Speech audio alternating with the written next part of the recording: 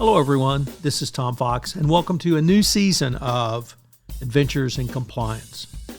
In this season, we are going to review the short stories which appeared in the Strand Magazine from July 1891 to June 1892 and were collected in the book The Adventures of Sherlock Holmes. Over the next 12 episodes, I will be reviewing each story and mine them for leadership, compliance, and ethical lessons.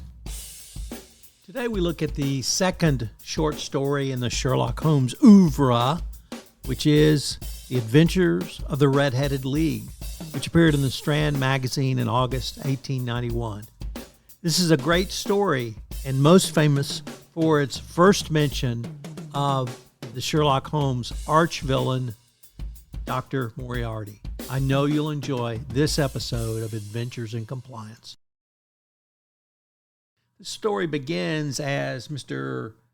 Jabez Wilson, a struggling pawnbroker, goes to visit Holmes in 2221B Baker Street. And he relates a story of hiring a new assistant, a Mr. Spaulding, who spots an advertisement in the newspaper offering or looking to hire someone for the Red-Headed League. Mr. Wilson is that very red-headed and responds and is hired, and he is to report to the job daily, and his assignment is to copy out the Encyclopedia Britannica, for which he is handsomely paid £4 a week. He does this until he turns up one day and the office has been dissolved. He regrets losing this amount and seeks Holmes' assistance in discovering an explanation for the entire matter. Holmes is able to provide an answer almost immediately after visiting Mr. Wilson's offices and discovering it is next to the Bank of England. Its vault is firmly or can be tunneled under, and an opportunity has arisen for a gang to do so. Spaulding is leading this effort as his assistant, and Holmes is able to unmask him as the mastermind, at which point Spaulding utters the name of Dr. Moriarty. I was intrigued by the leadership lessons offered by this story, and there were several that I wanted to raise for your consideration. Number one, paying attention to details. In this story, Holmes was able to solve the case by paying close attention to small details, such as the unusual requirement of red hair for members of the Red-Headed League. Leaders, compliance professionals, and chief compliance officers should also be detail-oriented and not overlook anything that seems insignificant as it may hold valuable information. Number two, in a clear trait for every compliance professional, be skeptical. Holmes was skeptical of the Red-Headed League from the start and investigated further, even when others did not see a reason to be concerned.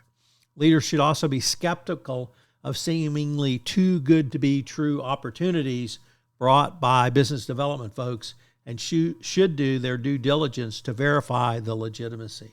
Also ask, is there a business justification for what we're doing? Number three, think outside the box.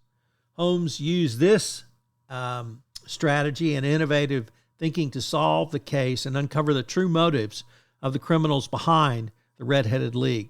Leaders should also encourage others to use creative thinking and be open to new ideas and approaches to problem solving. Number four, work with a team. Obviously, a critical element for any chief compliance officer, whether you're a solo chief compliance officer or you have outside consultants and advisors, or you're working with your compliance team. But Holmes worked with Watson to solve the case, and their teamwork allowed them to uncover the truth faster. Leaders should also value the importance of teamwork, and compliance officers particularly, collaboration, and should foster a positive and supportive work environment. Number five, trust your instinct. Here, Holmes trusted his instincts and followed his gut feelings, even when the evidence did not seem to support his conclusions. Compliance professionals should also trust their instincts be confident in their decisions, and if their reasoning is sound. In other words, what is your decision-making calculus and how do you follow it? It's all a critical element in being a successful compliance professional.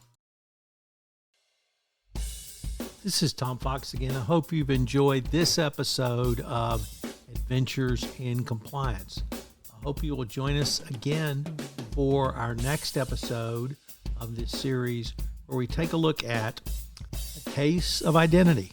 Adventures in Compliance is a production of the Compliance Podcast Network. We have 2 new podcasts that I would like to tell you about. The first is 10 for 10, a weekly wrap-up of the top 10 news stories and report from Impact 2023, which are recordings I made at Impact 2023 with the speakers, panelists, guests, and contributors to that conference. I know you'll enjoy both of these new podcasts on the Compliance Podcast Network.